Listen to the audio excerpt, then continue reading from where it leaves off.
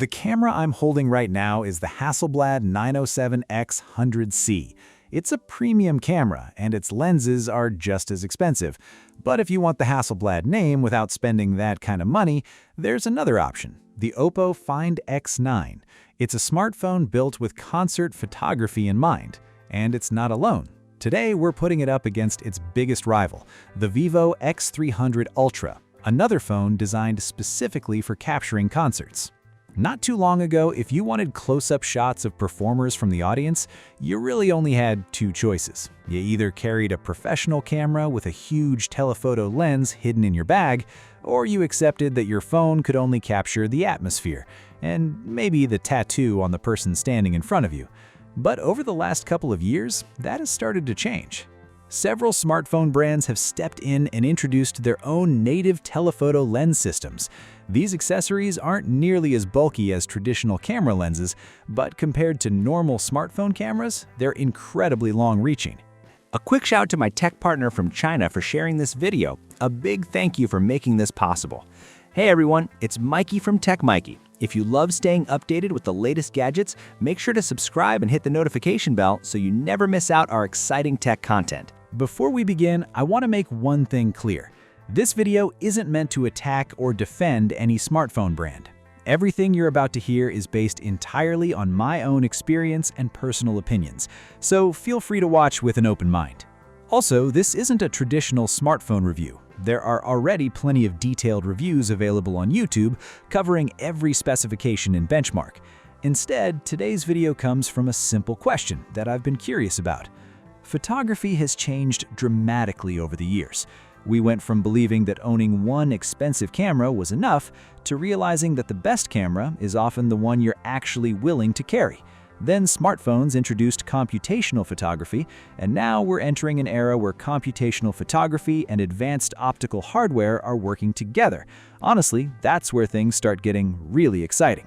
Smartphones are incredibly good at fixing problems with software. If an image comes out blurry, they'll sharpen it. If your hands shake, they'll stabilize the footage. If the lighting isn't ideal, they'll brighten and optimize the scene. A lot of the magic happens after the image is captured. Traditional cameras work differently. Their strength comes from their lenses, their large image sensors, and their optical design. They record exactly what the hardware captures. If the detail isn't there, software can't magically create it. Of course, professional editing can improve the results afterward, but that usually requires much more time and experience. Then these smartphones started adding dedicated telephoto lens systems, and suddenly the line between phones and cameras became much less clear. Now, computational photography is borrowing ideas from professional optical systems. Looking at these two phones along with all of their accessories, every individual component feels well engineered. But once everything is connected together, well, the overall setup becomes a little more complicated. That said, I also understand that I'm probably being a bit picky here. It wouldn't be fair to judge a smartphone using the same standards as a professional interchangeable lens camera. A camera places its sensor directly behind the lens mount, while a smartphone is simply adding another optical element in front of its existing camera. They're fundamentally different designs, and that's completely understandable. Of course, attaching a telephoto lens doesn't automatically make smartphone photography unbeatable. The lens itself is only one piece of the puzzle. What really matters is how well that lens works together with the phone's entire imaging system. Once the lens is attached, it's not just about getting a magnified image. The phone still has to support zoom adjustments, framing, photo capture, video recording, stabilization, and all of its computational photography features. Everything has to work together as one complete system. That also reminds me of CES back in 2017. Even then, there were already third-party companies making clip-on telephoto lenses for iPhones. But if you look around today, you hardly ever see people using those accessories anymore. The biggest difference is that these new official solutions are deeply integrated into the phone itself, unlike those old external clip-on lenses, and that integration is incredibly important. The biggest issue with traditional clip-on telephoto lenses was never whether they could zoom farther. The real problem was alignment. Images often became distorted, framing was difficult, and even the slightest hand movement could throw your subject completely out of the frame. These official accessories solve that problem because the phone knows the lens is attached. It understands how to zoom correctly, how to stabilize the image, and how to process everything as one complete system. So today's video, I'm not interested in showing whether these phones can zoom farther or bring distant subjects closer. After all, you can buy an inexpensive telephoto attachment that also gives you extra reach. What I really want to find out is something much more important. Can these phones turn long-range photography into a stable, reliable feature that ordinary people can actually use with confidence? That's the real question we're here to answer. Let me start with my overall impression. Honestly, they've delivered on what they promised. The experience of using both of these systems is genuinely impressive. Sure, the setup feels a little unusual at first, but once you start using it, it's incredibly easy to get comfortable with. Without a doubt, these official solutions are the best telephoto systems I've ever used on a smartphone. The vivo setup includes a 14mm ultra-wide lens, a 35mm main lens, and an 85mm telephoto lens. Pair those with its dedicated teleconverter and you can extend the focal length all the way to an equivalent of 400mm. Oppo takes a slightly different approach, and it's actually pretty interesting. The Find X9 comes with 4 native focal lengths, a 14mm ultra-wide, a 23mm wide-angle, a native 70mm telephoto, and a native 230mm telephoto. Once you attach the teleconverter, the 70mm camera is extended to an equivalent focal length of 300mm. It's obvious that Oppo chose a more conservative route this time. Whether 300mm is enough really comes down to your own shooting needs. As for image sharpness, there's no point in guessing. The best way to find out is with a proper resolution chart. These kinds of tests are incredibly unforgiving. When you're photographing people or finally capturing a picture of your favorite idol, you'll probably look at a slightly soft image and still think, that looks amazing. But a test chart has no emotions. Soft lines stay soft, blurry details stay blurry, and poor sharpness is exposed immediately. There's nowhere to hide. The surprising part is that both phones performed far better than I expected. At the ultra-wide and standard focal lengths, the difference in image quality between the two devices is extremely small. Where things become really interesting is with the teleconverters. From our testing, the Oppo system with Hasselblad optimization clearly has the advantage. Its control of chromatic aberration is noticeably better, and overall sharpness also appears slightly stronger than the competing 400mm setup. To be completely honest, after finishing these tests, I was genuinely impressed. I spend a lot of time testing cameras, and in my opinion, the image quality from these two smartphones has already moved beyond what some entry-level dedicated cameras can deliver. But photographing a resolution chart is nothing like photographing a concert. A test chart doesn't suddenly run across the stage, it doesn't unexpectedly turn around, and there's definitely no audience member standing up in front of you and blocking the shot with the back of their neck. Concerts are a completely different challenge. While testing both still photos and video, I came across something I wasn't originally looking for. I only planned to measure sharpness, but during real-world use, I noticed that both phones show a fairly obvious jelly effect. So what exactly is the jelly effect? For most people, it simply means the image appears slightly warped or wobbly, especially when you're using long telephoto focal lengths. The picture almost looks like it's made of soft jelly, bending and shaking as you move the phone. To investigate further, we tested every camera, from the ultra-wide all the way to the super telephoto. Interestingly, when taking normal photos, both phones looked very similar. My suspicion is that both manufacturers rely heavily on software processing to reduce the jelly effect in the final image. However, once the external telephoto lens is attached, you can actually see the distortion while framing your shot. During fast movements, straight lines and object edges visibly bend and stretch inside the preview window. The good news is that after pressing the shutter, most of that distortion disappears. Once the processing finishes, the final image looks much more natural and remains at a perfectly acceptable level. So after all of our testing, our conclusion is simple. Yes, the jelly effect exists, but in normal use, it's not something most people need to worry about.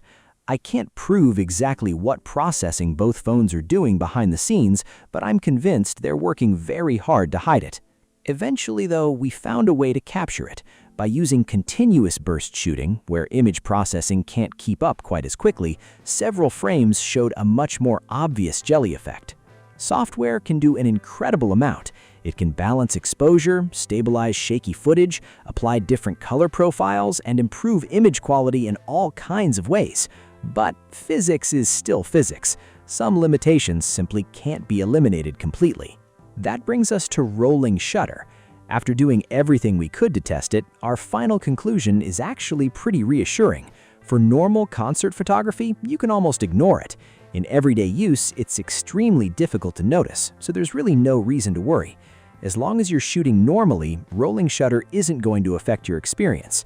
The only time it becomes more visible is during rapid, continuous shooting, especially if you're sitting far away and quickly panning your phone to follow a performer across the stage.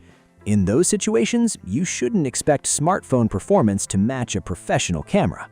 At this point, it's clear that both of these systems are genuinely impressive, but they're not magic.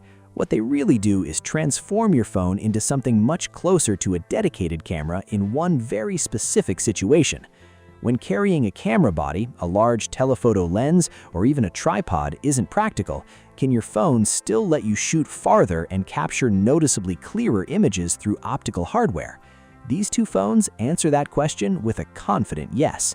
They're also in a completely different league compared to ordinary clip-on telescope lenses. They're not just selling you an extra piece of glass, they're providing an entire mobile photography system that works together from start to finish.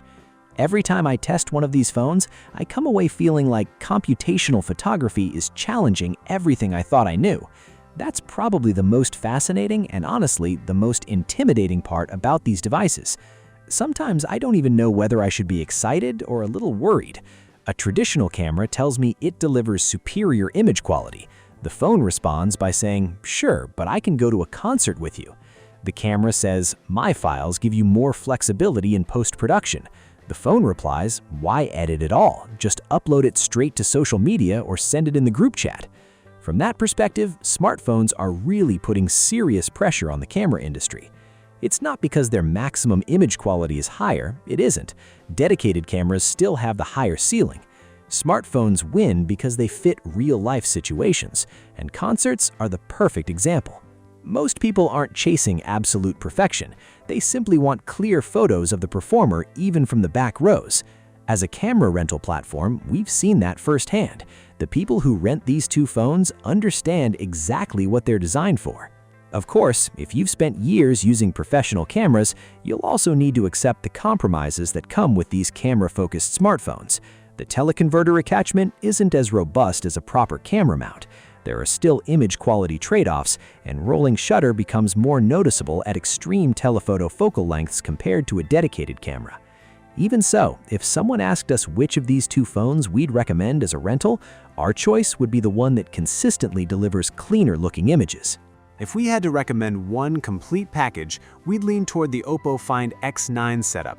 While it doesn't push the limits quite as far as Vivo's solution, its 300mm teleconverter delivered stronger results in our testing. It offers a more consistent shooting experience, better overall stability, and does a great job of minimizing unwanted shake. That said, the Vivo setup has its own strengths. If you're sitting farther away from the stage and want to get as close to the action as possible, the 400mm focal length is incredibly impressive. It gives you much more reach and creates a stronger sense of impact. If you enjoy capturing dramatic close-up shots, the 400mm option is also easier to work with than the 300mm setup. So this isn't a case where one phone completely outclasses the other. Both systems are genuinely excellent, just in different ways.